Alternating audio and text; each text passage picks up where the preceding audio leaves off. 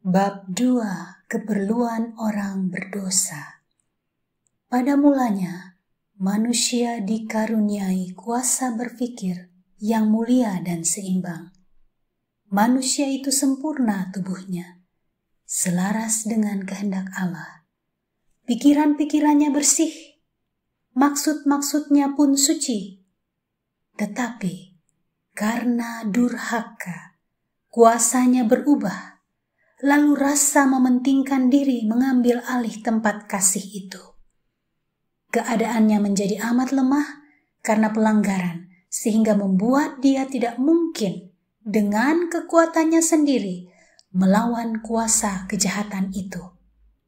Dia telah ditawan setan dan akan tetap dikuasainya kalau Tuhan Allah tidak turut campur tangan secara khusus. Maksud penggoda ialah menghalang-halangi rencana ilahi dalam penciptaan manusia itu, lalu memenuhi bumi ini dengan bencana yang memilukan. Dan dia akan menunjukkan bahwa semuanya ini terjadi sebagai akibat dari pekerjaan Allah dalam menciptakan manusia. Dalam keadaan manusia tanpa dosa, dia dapat mengadakan hubungan yang menyenangkan dengan Allah, yang di dalam dialah tersembunyi segala harta, hikmat, dan pengetahuan. Terdapat dalam kitab Kolose 2 ayat 3. Tetapi sejak jatuh ke dalam dosa, manusia tidak lagi dapat menikmati kesenangan hubungan yang kudus itu. Bahkan dia mencoba menyembunyikan dirinya dari hadapan hadirat Allah. Begitulah selalu keadaan hati yang masih belum diperbaharui. Ia tidak sesuai dengan Allah dan tidak akan mendapat kesenangan dalam hubungan dengan Dia. Orang yang berdosa tidak senang di hadapan Allah. Dia akan takut dan menarik diri dari pergaulan dengan makhluk-makhluk yang suci. Sekiranya dia diperkenankan memasuki surga, hal itu tidak akan menggembirakannya. Kasih yang tidak mementingkan diri, yang bertahta di surga, setiap hati menyambut hati kasih Allah yang tiada batasnya, tidak akan mendapat sambutan di dalam jiwanya. Pikiran-pikirannya yang memikat hatinya, motif-motif yang terdapat padanya, berlawanan dengan orang-orang yang tanpa dosa yang tinggal di sana. Dia akan menjadi satu bunyi sumbang dalam irama surga. Baginya, surga adalah tempat yang penuh siksa. Dia lebih suka lenyap dari Tuhan yang menjadi terang dan pusat dari segala kegembiraan. Bukan Tuhan yang sewenang-wenang memerintahkan supaya orang jahat itu enyah dari surga, tapi mereka sendirilah yang telah menutupnya dengan ketidaklayakan menghadapi pergaulan yang ada di sana. Bagi mereka, kemuliaan Allah akan menjadi bara api yang menyala-nyala.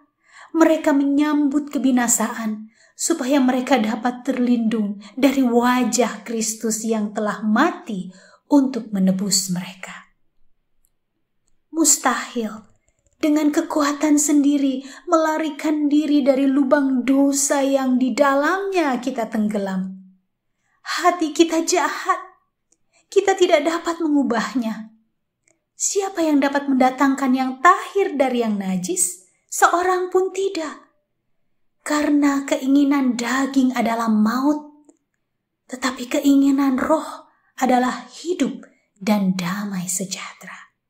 Terdapat di dalam kitab Ayub 14 ayat 4 dan Roma 8 ayat 6. Pendidikan, kebudayaan, penguasaan kehendak, usaha manusia, semuanya mempunyai kegunaannya masing-masing.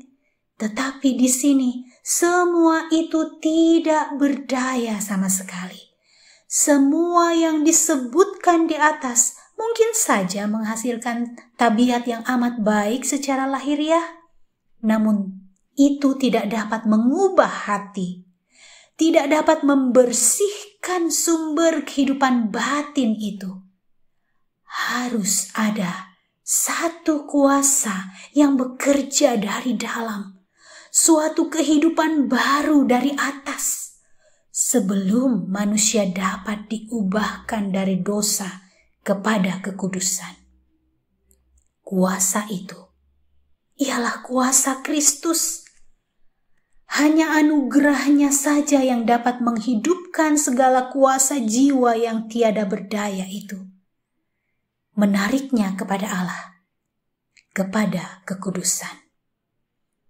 Juru Selamat berkata, jika seorang tidak dilahirkan kembali, kalau dia tidak menerima satu hati yang baru, kerinduan-kerinduan yang baru, maksud-maksud dan motif yang baru yang menuntun menuju kepada satu kehidupan baru, ia tidak dapat melihat kerajaan Allah. Tertulis di dalam kitab Yohanes 3 ayat 3. Pikiran yang mengatakan bahwa satu-satunya yang perlu dipertumbuhkan ialah yang baik, yang memang sudah ada di dalam diri manusia secara alamiah, adalah merupakan satu pikiran yang sesat dan amat berbahaya. Tetapi manusia duniawi tidak menerima apa yang berasal dari Roh Allah, karena hal itu baginya adalah satu kebodohan, dan ia tidak dapat memahaminya, sebab hal itu hanya dapat dinilai secara rohani. Tertulis di dalam 1 Korintus 2 ayat 14. Janganlah engkau heran, karena aku berkata kepadamu, kamu harus dilahirkan kembali. Tertulis di dalam Yohanes 3 ayat 7. Tentang Kristus tertulis sebagai berikut.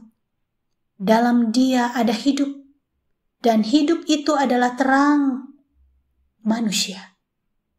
Satu-satunya nama yang dikaruniakan kepada manusia, yang olehnya kita dapat diselamatkan.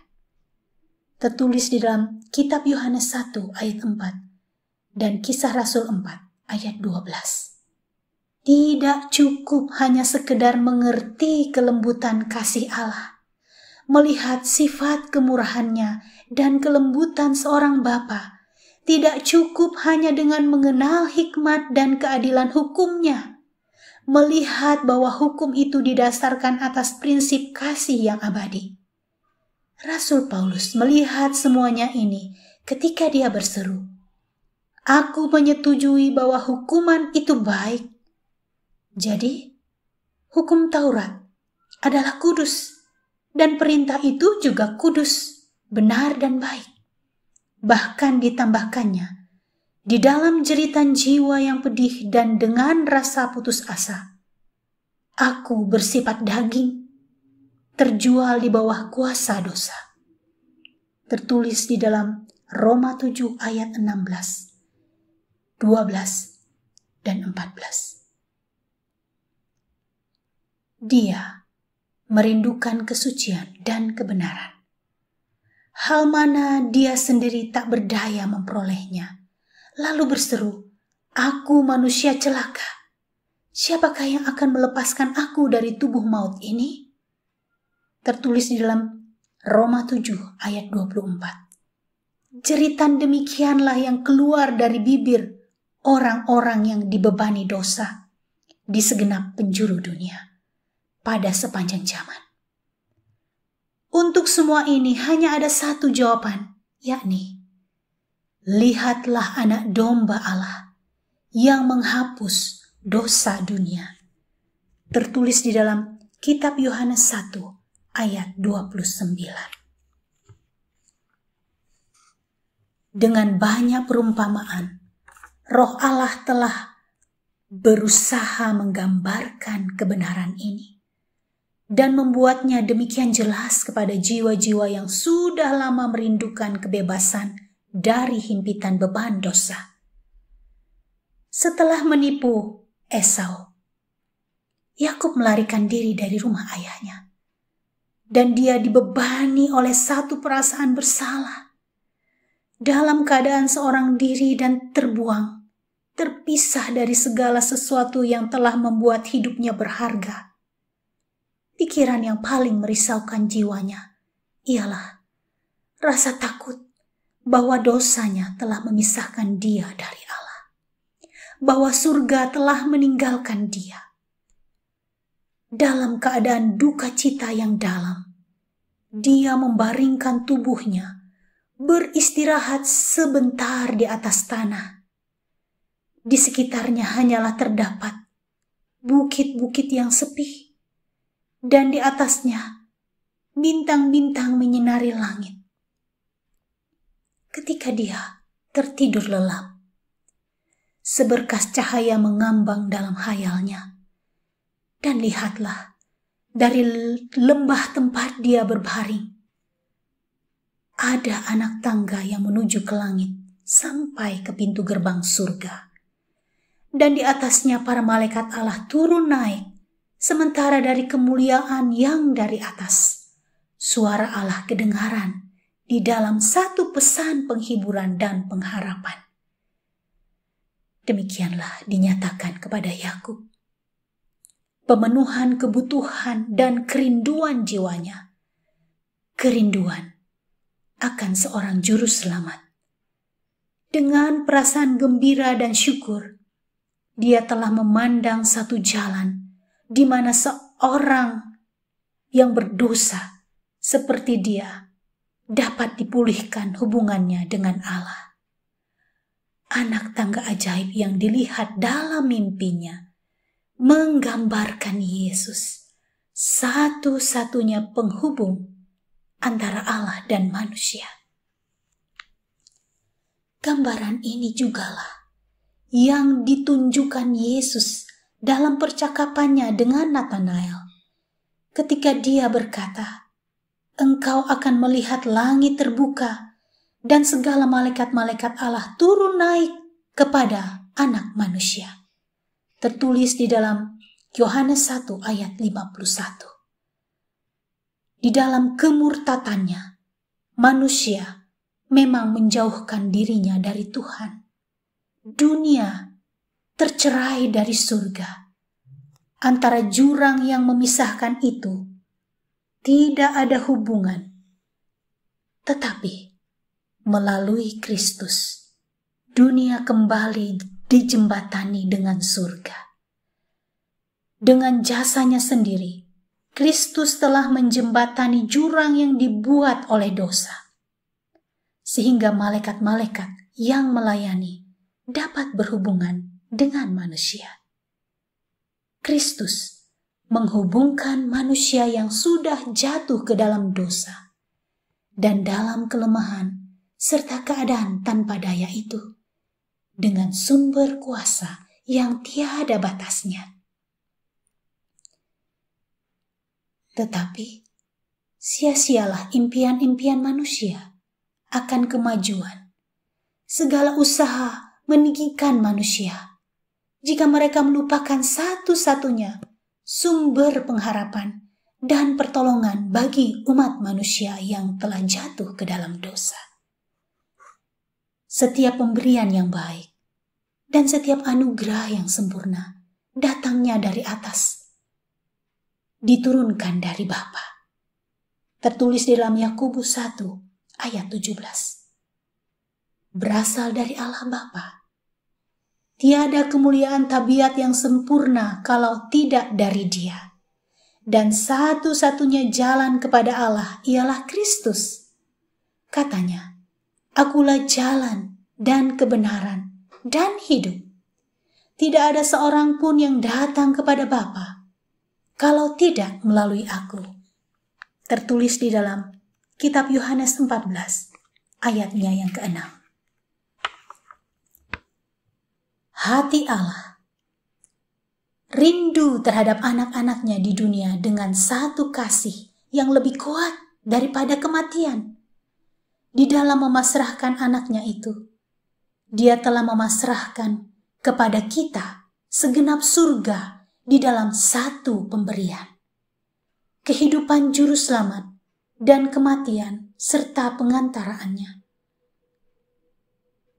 Pelayanan malaikat-malaikat, roh yang memohonkan, Allah Bapa bekerja di atas dengan segala perkara. Perhatian yang tiada putus-putusnya dari makhluk-makhluk surga. Semuanya dikerahkan demi penebusan umat manusia. Oh, marilah kita renungkan pengorbanan ajaib yang telah diadakan untuk kita. Marilah kita coba menghargai pekerjaan dan kuasa surga yang telah dikerahkan untuk merebut yang hilang, serta membawa mereka kembali ke rumah Bapa. Motif-motif yang lebih kuat dan alat-alat yang lebih tangguh tidak akan pernah bermanfaat. Upah yang besar untuk perbuatan yang baik, kenikmatan surga, pergaulan dengan para malaikat, hubungan dan kasih Allah dan anaknya, peningkatan dan perluasan segala kuasa kita sampai selama-lamanya. Bukankah ini menjadi pendorong yang maha kuat dan pemberi keberanian untuk kita menyerahkan pelayanan kasih kepada Khalik dan penebus kita? Dan sebaliknya, hukuman yang dinyatakan Allah atas dosa, pembalasan yang tidak terelakkan, kemerosotan tabiat kita, dan kebinasaan yang terakhir sudah ditegaskan dalam firman Tuhan untuk mengamarkan kita terhadap pekerjaan setan. Tidakkah kita menghargai anugerah Allah itu? Apalagi yang dapat dilakukannya? Marilah kita menempatkan diri kita di dalam suatu hubungan yang baik dengan Dia yang telah mengasihi kita dengan kasih-Nya yang ajaib. Marilah kita menggunakan kesempatan yang telah diberikannya kepada kita, supaya kita dapat diubahkan menjadi serupa dengan Dia dan dipulihkan kembali ke dalam persahabatan dengan malaikat-malaikat yang melayani, ke dalam hubungan yang harmonis dengan Allah Bapa dan anaknya. Tuhan Yesus memberkati.